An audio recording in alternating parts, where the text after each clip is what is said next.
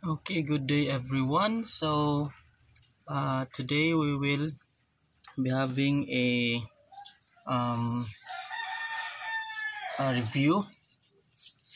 So our topic will be the International Safety Management Code and all about it, and also the ISO and security. Okay, so all of that. Okay, so let's start. So International Safety Management Code or ISM code.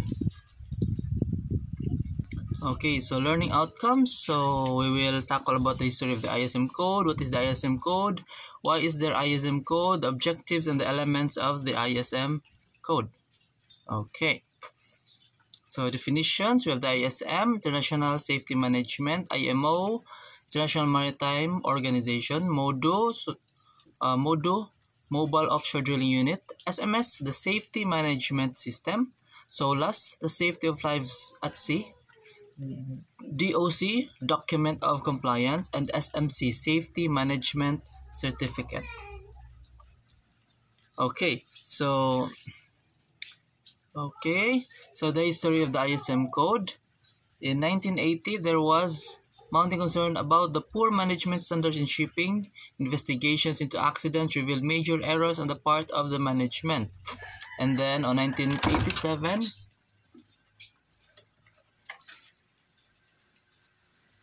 on 1987, there was a committee meeting. So there was a meeting that concerning the shipboard and shore-based management to ensure the safe operation of the ships. And then in 1993, the ISM code was adopted by the IMO. And then in 1994, it became mandatory.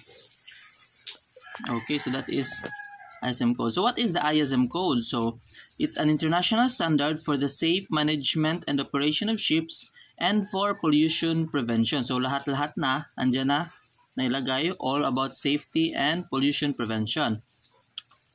So it came into force on 1st July 1998 as well as Chapter 9 pala, Management for the Safe Operation of Ships. Okay, so why is there an ISM code? It's because of human error. So 80 to 90% of the accidents in the maritime industry are attributed to human error. So that's why ISM code was established to limit or to diminish or to decrease the accidents in the maritime. Okay, so one of the reasons one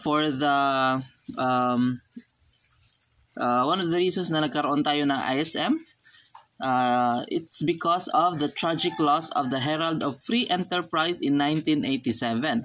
So it was a catalyst in this process. So ang ISM ay nabuo, ang catalyst na naging dahilan bakit nabuo yung ISM is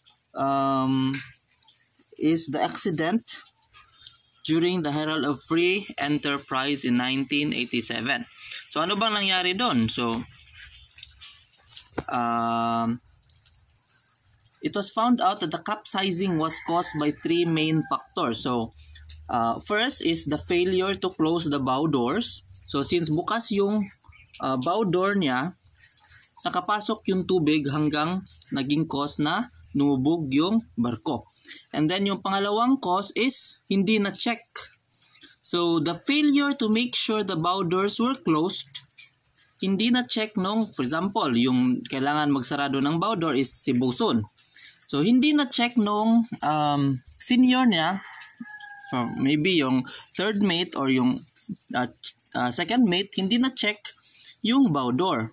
So kaya tuloy-tuloy yung pagpasok ng tubig. And then yung pangatlong reason is walang nag-recheck. Hindi dahil trabaho ni bosun yun, siya lang yung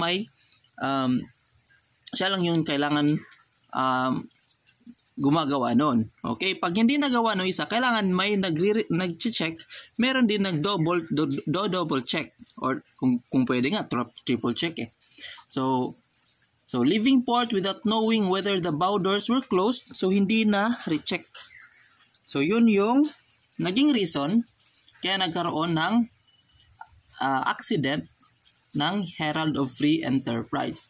So, kailangan kasi sa barko, pag nasa barko ka, kailangan merong gumagawa ng trabaho. Kailangan kung nagtatrabaho ka, ginagawa mo yung trabaho mo, dino-double check mo yun, chine-check mo, at nire-recheck mo pa. So, to be sure that your work is, to be sure na okay yung work mo. Okay? So, wag padalos-dalos, and then always do a double checking and triple checking of your jobs or works on board. Okay, tips. Okay, so the objectives of the ISM code is to ensure safety at sea. So yun, pinakauna, safety at sea. Pangalawa is prevention of human injury or loss of life. Pangatlo is avoidance of damage to the environment, particularly the marine environment, and avoidance of damage to the property, yung barko mismo. Okay, so yun yung apat na pinaka-main idea na sa objectives ng ISM code. Okay, so who does it concern? So lahat ng all passenger ships, oil and chemical tankers, bulk carriers, gas carriers, so other cargo ships above 500 gross tonnage and self-propelled motor were required to comply no later than July 2002. And then military vessels. Then companies can also voluntarily undertake ISM compliance of their vessels do not meet compulsory criteria. Okay. So halos lahat ng barko may concern sila or may kailangan nila mag-comply sa ISM code. Okay. So paano ito na-achieve? Every company should develop an SMS. So, yung SMS na yon is nakabase sa ISM code, pero specific lang yon sa mga barko nila. Kasi syempre, iba-iba yung mga barko ng bawat company. So, iba-iba rin yung, meron ding mga pagkakaiba sa mga SMS nila or sa safety management system nila. So, anong meron sa safety management system? So, a safety environmental protection policy. So, nandun na rin yung instructions and procedures to ensure safe operation of ships. So, lahat ng machineries, operation nila, may yung instructions and procedures sa pag-operate, nandun na lahat sa SMS. In compliance with relevant international and flag state legislation. And then, the levels of authority and lines of communication, nakasaad na rin doon para hindi magka-miscommunication magkaroon ng miscommu sa barko. The procedures for reporting accidents and non-conformities. So, kailangan yung pagre-report ng mga accidents, incidents, or non-conformities, or yung hindi pa nangyari, muntik nang mangyari. So, yun lahat ng reporting nun nakasaad din sa SMS para maganda yung flow at hindi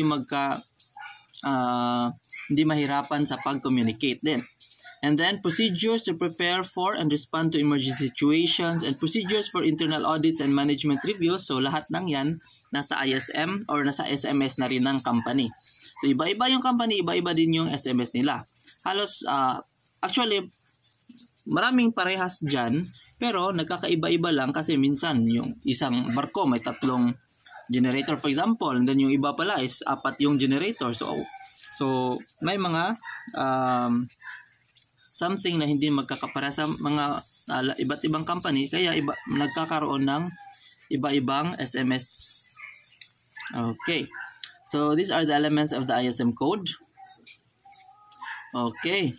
So isa-isahin natin to.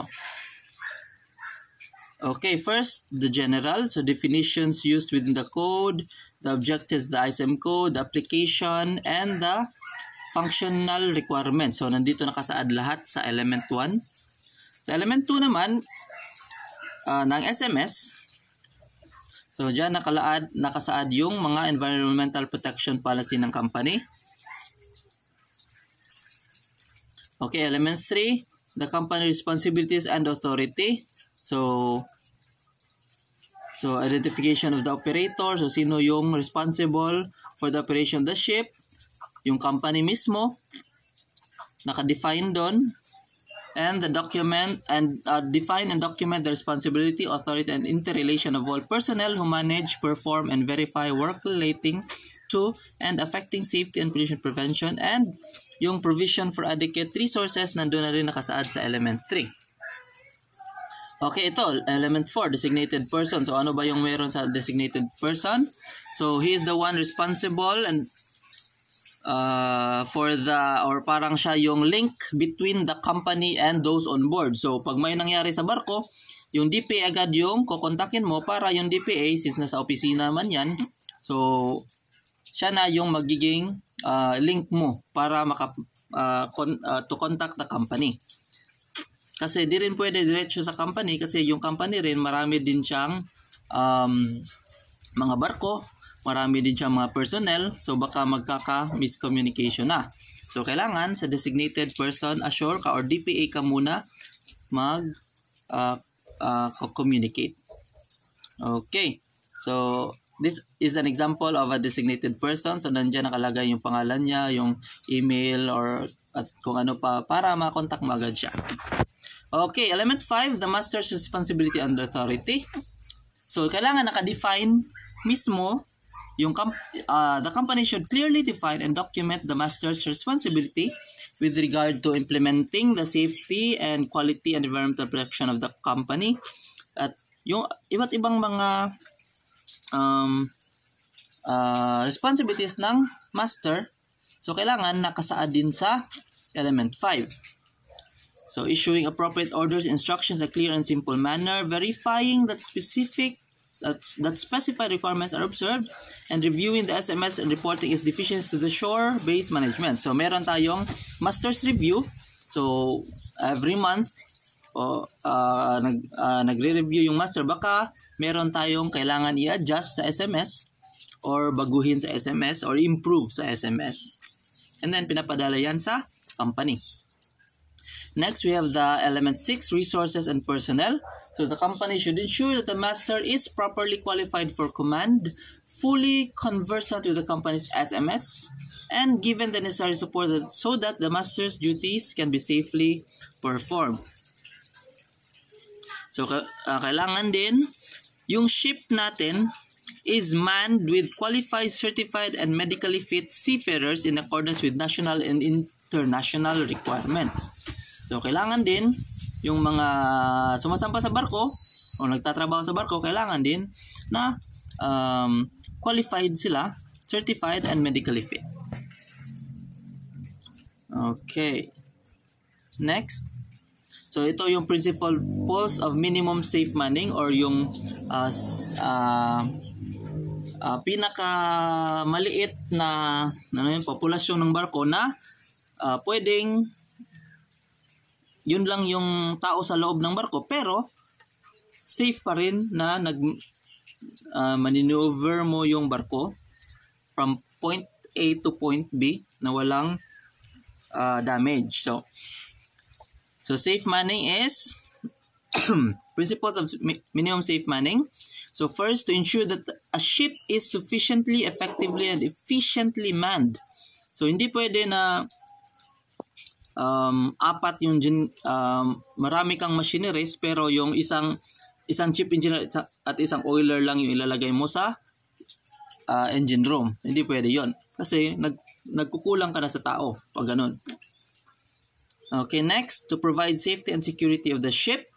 So, syempre pag pumupunta ka sa mga pirate, maraming pirata na lugar, so kailangan mo magdagdag ng tao. So maybe kailangan mo kumuha ng guard siguro kung kinakailangan.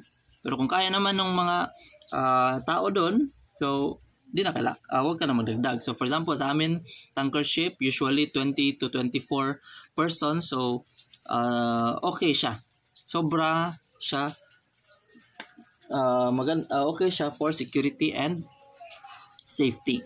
Next, we have the safe navigation operation at sea, safe operations in port, so prevention of human injury or loss of life, so the avoidance of damage to the marine environment and to property, and to ensure the welfare and health of seafarers through the avoidance of fatigue. So, pag naka-minimum safe manning ka, hindi kailangan lahat ng tao nakapagpahinga lahat kasi tama yung numbers ng tao mo sa loob. Pero pag nagkulang na yan, doon na magsisimula na yung mga tao is pagod na, hindi pa makapagpahinga kasi wala silang kapalitan. So yun yung nangyari sa disaster kanina. Yun yung nangyari. Wala nang pahinga yung mga tao kasi tuloy-tuloy yung biyahe. Okay, element 7, the shipboard operation. So, lahat ng operation sa barko, pag-start ng purifier, pag-start ng generator, pagpapatakbo ng makina. So, lahat ng yun, lahat ng machineries, kailangan meron siyang procedure na nakalagay sa SMS, so, or checklist.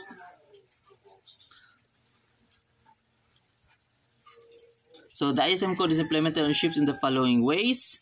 So, meron tayong checklist for safe starting and stopping of shipboard machinery.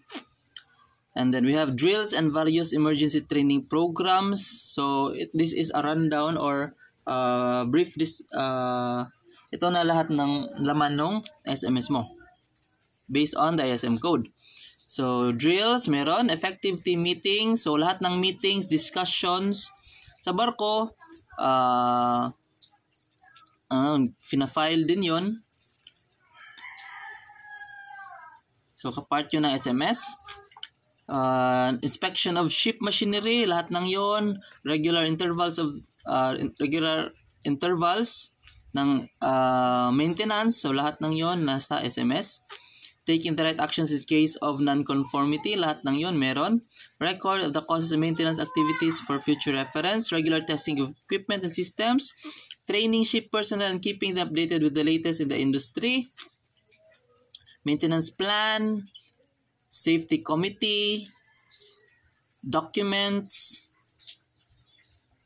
then mga changes sa documents and reviews. So lahat ng yon nasa nasa SMS yon para ma-implement natin yung ISM code sa barko. Okay, pati yung company plays an important role to ensure that the ISM code is properly implemented in the ships. So, the company also appoints a safety officer. So, meron tayong safety officer who is required to carry out his duties properly by providing all the necessary information regularly. And there are so much more. So, maraming information na nasa SMS para ma-implement yung ISM code sa barko. Okay, next we have the element 8, emergency preparedness. So, during mga drills, mga hazards or accidents and emergency situation involving the vessel. So, kailangan meron sa SMS. Meron sa SMS parang measures to prevent that to happen or measures ensuring that pag may mga accidents or emergency, alam ng mga tao yung gagawin. So, paano mo nila malalaman? So, magbabasa lang sila ng SMS. Okay, so ganun detalyado yung SMS natin. So, company SMS. Okay, next. Okay, so that's all about SMS pala. Ano pa ba? Ito, safe emergency preparedness. So, pati ito, emergency preparedness din to. So, security-related training and instruction for all seafarers. So, ano bang kailangan gawin natin for security purpose on board? So, before being assigned to shipboard duties, all persons employed or engaged on a seagoing ship which is required to comply with the provisions of the ISPS code, other than passengers, shall receive approved security-related familiarization training, taking account of the guidance given in Part B to be able to. So, ito yung kailangan mong gawin para masabi natin na you are capable to do your duties during security-related na mga scenarios. So, first, you have the ability, you have to be able to report a security incident, including a piracy or armed robbery threat or attack. So, kailangan marunong kang mag-report. Next is, alam mo yung procedures pag nagkaroon na ng security threat sa barko. And, alam mo yung gagawin mo to take part in security-related emergency and contingency procedures. So alam mo yung procedures, and then ginagawa mo rin yun. So kaya mong gawin yun. Kasi minsan may mga bagay na alam natin pero di natin kayang gawin.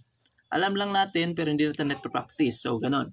So kailangan itong tatlong to, shipboard duties mo to during as a person who is qualified on board during, especially for the safety of the ship during robbery and piracy. Okay, so ano ba yung gagawin natin if ever na nakasampa na yung mga pirata sa barko? So syempre, di mo naman yun pwedeng itapon mo yung mga nut. Kasi pag natamaan yung pirata, pwede yung bumawi at then baka gulpihin ka pa or baka patayin ka pa. Okay, so pag nakasampa na yung mga pirata sa barko, wag mo nang labanan. Okay, kasi pag nilabanan mo yan, baka ikaw pa yung madali. Okay, so wag mo nang labanan. So ang gagawin lang natin, punta dun sa activate po lang muna natin tong SSAS or Ship Security Alert System. So this allows transmission of a silent security alert to a flag state authority when the security of the ship is under threat or has been compromised. So lahat ng mga authority magkakaroon ng signal or magkakaroon ng transmission. So para malaman nila na may nangyayari na sa barko mo, and pati yung company malalaman din nila.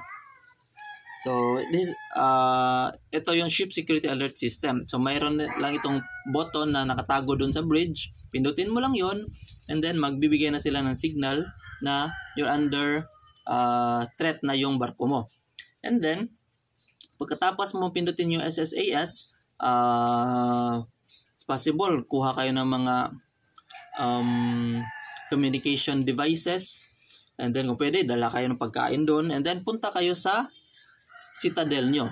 So yung citadel nyo, hindi alam nung mga pirata kung saan yun. So kayo lang may alam kung saan yung citadel nyo, and then doon kayo magtago para hindi kayo mabutan ng mga pirata, para safe kayo. And then wait na lang kayo ng authorities na tulungan kayo on board. Okay. So element 9, reporting and analysis, non-conformities, accidents, and hazardous occurrences. So lahat ng yan, kailangan yung procedure naka-indicate sa SMS.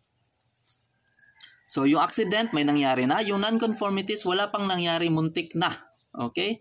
And hazardous situations, so kailangan reported to the company, investigated and analyzed with the objective of improving safety and pollution prevention. So wala sa barko itong yung itutulak ka para anong tawag doon, yung parang crab mentality, naghihilahan na. Okay? So pag may nangyari, kasi team yan sa barko, so lahat yung pag may nangyaring accident, lahat damay. So walang parang crab mentality sa barko. So yung purpose nyo lang para lang ma-improve yung safety para hindi na mangyari ulit. Okay, so wag nyo nang isipin yung ang tawag doon, yung susumbong kita kay ganito, ganyan. Hindi yan sumbong.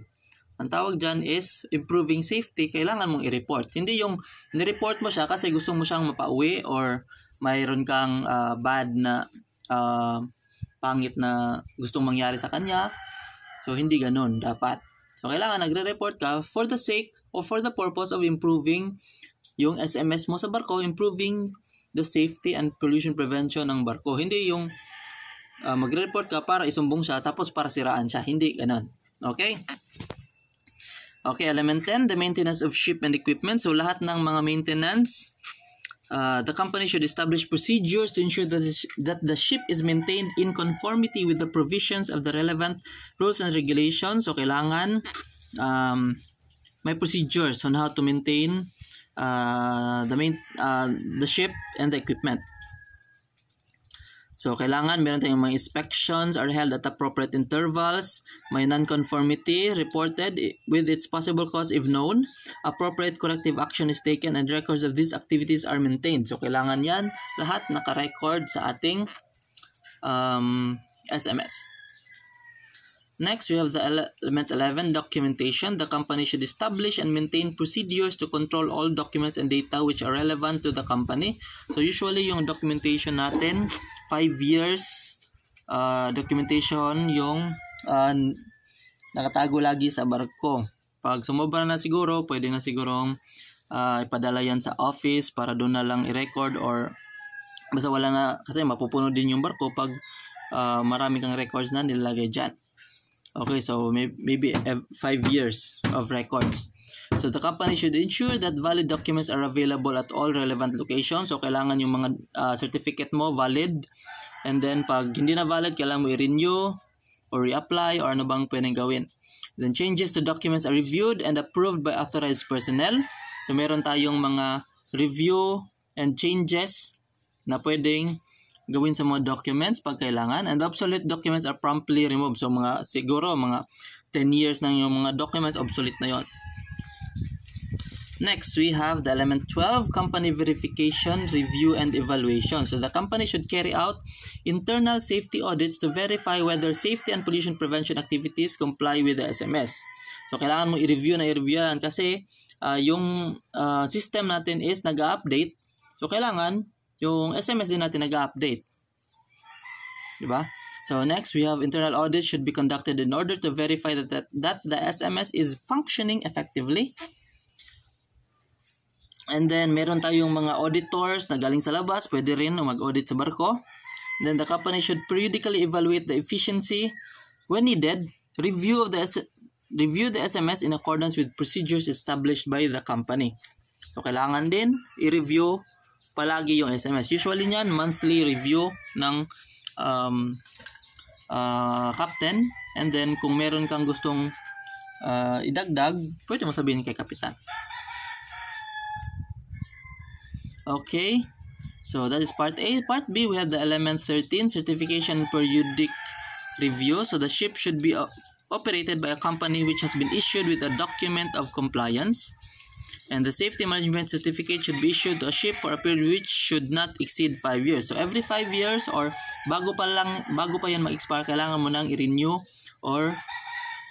yung safety management certificate nyo sa barko. So requirements on board ship.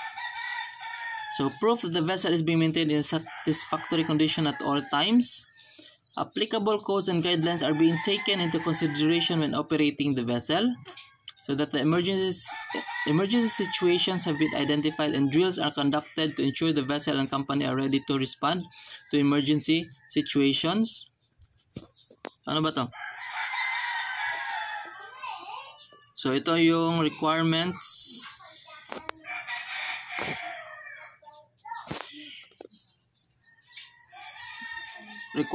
Para sa inyong certification periodic review. So kailangan mo ng mga proof. Syempre, pag gusto mo i-renew yung SMC, so yung safety management certificate mo, kung gusto mong i-renew yan, so kailangan may mga proof ka na yung vessel mo is being maintained properly. And then may basta yung proof, evidence, kailangan yan. Kailangan yung mga inspections and planned maintenance is being carried out and records kept. So yung record na yun yung kailangan para ma-renew mo yung SMC mo. And then we have applicable codes and guidelines are being taken into consideration when operating the vessel. So vessel staff must be able to demonstrate that operations are carried out in a controlled manner, utilizing information contained in these codes, guidelines, and safe standards. So kailangan alam din ng mga staff paano, kasi titingnan nila yan. And then that emergency situations have been identified and drills are conducted to ensure the vessel and company are ready to respond to emergency situations. So lahat ng record ng mga drills nyo, pag may mga emergency, lahat ng record na yon kailangan din i-check ulit ng auditor para ma-check nila kung para renew nila yung SMC mo. Next, we have the master's review of elements. So the master or OIM is to submit the designated person assure the monthly master's review. So monthly yung ginagawa ng master para i-review yung SMS and to improve it. So usually yung master naman nagpapa-meeting yan sa lahat ng kasama mo sa barko. So baka meron silang may dagdag sa SMS. So ito yung usual, okay? The master is expected to be fully conversant with company safety management system. So these are the examples of the type of documentation the auditor will wish to see to verify compliance with the ISM are as follows. So ito yung usual na mga documentation na hinahanap ng mga auditor para i-check kung compliant pa ba yung barko mo sa SMS mo or sa ISM code. Okay, first we have the logbooks. Kailangan okay yung records mo sa logbooks, walang mga mali, kung ano bang meron dyan. Kailangan check yan lahat ng mga auditors. And then safety and management meeting minutes and follow-up actions. Kung may mga meeting kayo, yung mga follow-up actions after the meeting, so sine-check din yun ng auditor. Medical log, company circular letters, planned maintenance record, the records of verifications, records of master's review. So arami pa lang sine-check ng mga auditor. Okay, the records of internal audits and follow-up, the records of chart corrections, the class quarterly listings, the records of passage planning. Kine-check din nila yung oil record books and garbage books mo or garbage logs and company manual and forms. So yan, chine-check lahat ng auditor to verify that your ship is compliant or the company is compliant with the ISM. Okay, ito another one. Check din to, pollution prevention and OPA 90. So tied into the SM code are the requirements to meet OPA 92 with a federal response plan. So each company that trades in US coastal waters must have in place a suitable response plan. So usually tinatawag natin yan na SOPEP, Shipboard Oil Pollution Emergency Plan or Procedure, SOPEP. Okay, next. Check din yung non-conformity. So, an observed situation where objective evidence indicate that the non-fulfillment of a specified requirement, non-conformance report, and document change of request. It is a recommendation for change or correction of company SMS document. So, pag may mga changes kang kailangan gawin sa SMS mo, so, gagawa ka na itong document change request. So, it is a recommendation for change or correction of company SMS document. So, usually gumagawa niyan yung captain, pero pwede rin kumuha siya ng mga ideas from his subordinates. Okay, next, we have the ISO 2015. So, ano yung meron sa ISO? Yung pinaka-importante lang na pinaka-importante part ng ISO is the PDCA cycle. So, ano ba yung PDA cycle? Planning. So, kailangan nagkakaroon ng planning sa loob ng barko. Plan, yes. And then next is do. So, gawin mo yung plano. Kasi pag hindi mo ginagawa yung plano, so, may mali. May problema. And then check. Pag ginawa mo na yung kailangan mong gawin, kailangan meron din checking or rechecking. Okay? Kasi tulad nung nangyari sa disaster, di ba? Yung barko.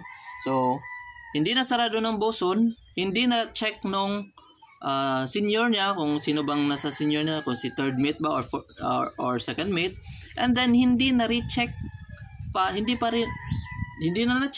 na-recheck nung mas higher pa. Like for example, si chief mate siguro or si kapitan na nag-recheck, or usually chief mate naman yan, hindi na recheck. So yun yung problema. So kailangan pag may plano ka, ginagawa mo, and then may chine-check mo rin ulit. And then the fourth one is act. So that is the PDCA cycle. Plan, do, check, act. So pag check mo, pag may problema, act. So dapat may gagawin ka. For example, may plano ka, ginawa mo. Tapos pag check mo, may mali. So dapat after that, may gagawin ka. So pag ginawa mo yon, for example, back to planning ulit. Kasi para hindi maulit yung problema, mag-meeting kayo ulit. Diba? So, paano ba to? Meeting agad. Sa planning kasi, kailangan may meeting. So, meeting yung mga personnel. So for example, sa makina, lahat ng mga makina, mag-toolbox meeting kayo or mag-fitting kayo, or sa bridge or sa lahat, or lahat ba kailangan mag-meet, kailangan ba i-meeting sa lahat ng tao? So meeting lahat. So yun yung pinaka simple na way for the ISO, for standardization ng ISO. Okay. So ano yung PDCA? So plan. So sa plan, establish the objectives of the system and its processes and the resources needed to deliver result in accordance with customers' requirements and the organization's policies, and identify and address risk and opportunities. So plano. Plano muna. And then implement what was planned. So kung ano yung nakaplano, gawin nyo. And then after doing it, check, monitor, and measure process and the resulting products and services against policies, objectives, requirements, and planned activities, and report the results. So pag may result na yon, take actions to improve performance as necessary.